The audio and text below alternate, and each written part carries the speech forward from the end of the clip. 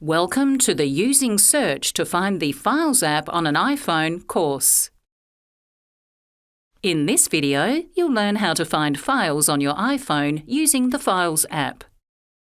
This is the place on your iPhone where saved files are stored.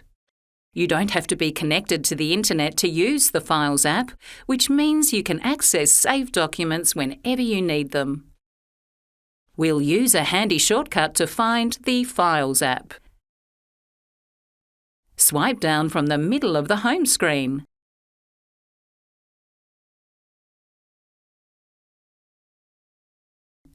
And the search bar and keyboard will appear. Type in Files. The Files app icon will appear as a suggestion. Tap the icon and the Files app will open. There are two options at the bottom of the screen. If Browse isn't already selected, tap it. When Browse is selected, it will be blue.